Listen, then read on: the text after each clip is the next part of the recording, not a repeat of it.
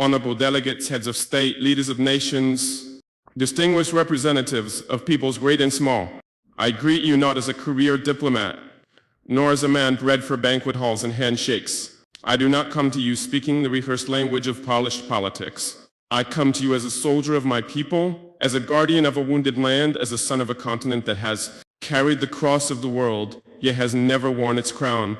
My name is Captain Ibrahim Traore, President of Burkina Faso, and today I speak not only for the 22 million souls in my nation, but for a continent whose stories have been twisted, whose pain has been ignored, and whose dignity has been repeatedly auctioned off at the altar of foreign interests.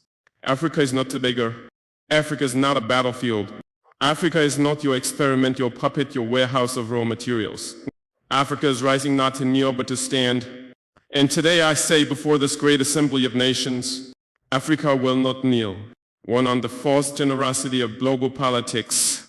For decades you've sent us aid with one hand while extracting our lifeblood with the other. You build wells in our villages while your corporations drain our rivers. You donate vaccines yet patent the cures. You speak of climate action yet continue to fund the very forces that burn our forests and dry our lakes.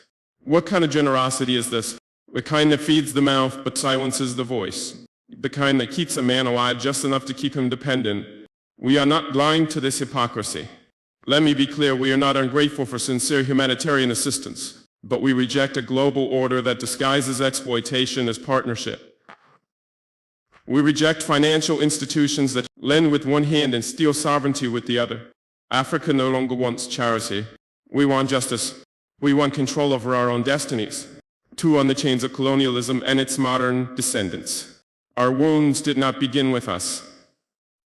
They were inherited legacies of an empire-building madness that saw us not as humans, but chiefs, as cargo laboratories.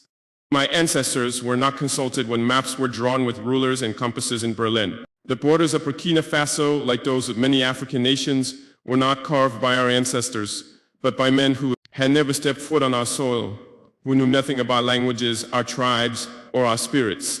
Today, colonialism has a new face. It wears suits, it hosts forums, it signs contracts in Geneva and Paris and Washington.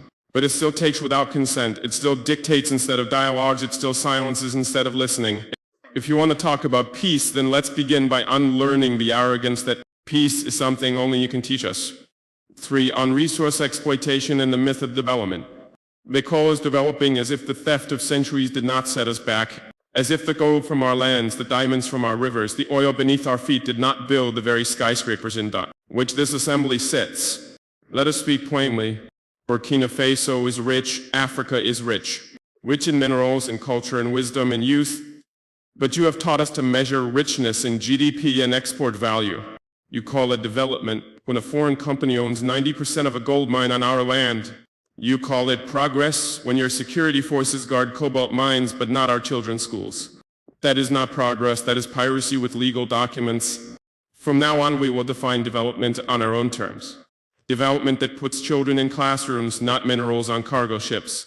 Development that respects the land, the people, and the soul of a nation.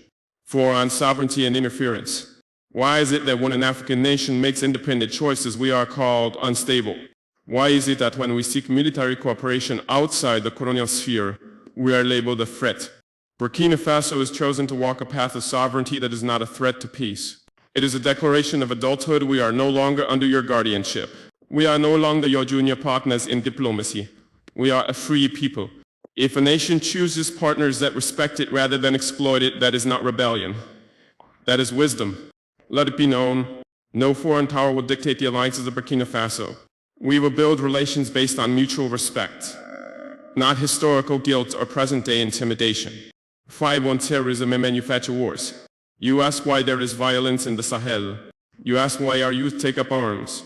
But you do not ask who benefits when our mines are guarded by private mercenaries, while our villages are left vulnerable. You do not ask how weapons arrive in deserts that produce no steel. You do not ask why peacekeeping never seems to end the war. The truth is, many of the so-called solutions to African security problems are merely business models. Endless conflict has become a market, and African suffering has become a subscription-based service. Burkina Faso has decided to break that cycle. We will fight terror, but not with dependency. We will secure our nation not with foreign dictates, but with national dignity. 6 are migration and human dignity. We do not want our youth drowning in the Mediterranean. We do not want our brightest minds fleeing the countries that once called us savages. We do not want remittances. We want reasons for our people to stay. Why do our youth flee? Not because we lack beauty, but because we are made to lack opportunity. Not because we hate our land, but because our land is treated as someone else's property. Migration is not a crisis, it is a symptom of wars we did not start, of loans we did not need, of a world order that tells our youth their only value lies outside their own homes. The solution is not border fences. The solution is justice for 7 on Africa's place in the world. Africa is not a mistake to be fixed. Africa is not a failed continent. Africa is the womb of the world, the cradle of civilization, the keeper of tomorrow's hope. We have been made invisible in global decisions that affect us deeply. At the UN Security Council, Africa with 54 sovereign nations has no permanent seat. What justice is this? You call it balance? We call it betrayal. You speak of democracy, yet uphold a global structure where the powerful few veto the dreams of the many. We will no longer whisper in rooms where we deserve to speak with full voice. Aid on faith and spiritual dignity. We are a spiritual people. Before your cathedrals, our ancestors sang to the sky. Before your missionaries, we knew the language of the rivers and the laws of the sacred forest. Christianity came, Islam came, and we received them not as slaves but as seekers. But now we ask, will the church and the mosque stand with us, truly with us, when all people are displaced by greed, mosque as globalization? Will your pulpits echo our cries or only repeat the songs of the powerful? Faith, too, must be decolonized. It must walk with the poor, not the privileged. 9 on unity among African nations. This is not a speech from one country. This is the stirring of a continent. You see Mali, Niger, and Burkina Faso forming a new bond. You fear our unity. Why? Because it threatens the myth that Africa can only rise under your supervision. We are uniting not to wage war, but to wage dignity, to pool our courage, to share strength, to protect each other when the world turns its back. Pan-Africanism is not a dream. It is our lifeline, and we will build it stone by stone, heart by heart, with or without your approval. 10 to the youth of Africa, to the young boy selling oranges by the roadside, to the girl who walks 10 kilometers to attend school, to the child whose only toy is a stone but who dreams of stars. You are the reason we fight. Do not believe the lie that your continent is cursed. You are the blessing. Do not envy foreign passports. Be proud of your name, your land, your roots. The world may not applaud you now, but the future will speak your name in honor. 11 final words we will not kneel.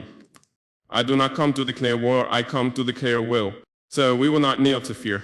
We will not kneel to foreign banks. We will not kneel to outdated empires masquerading as friends. Africa is not asking for a seat at your table. We are building our own table, a table where no child eats last, where no nation is silenced because it lacks nuclear arms, where justice is not filtered through the lens of race or history, but shared as breath is shared. This is our vision and this is our vow. Let the world hear it today and always. Africa will not kneel. Thank you.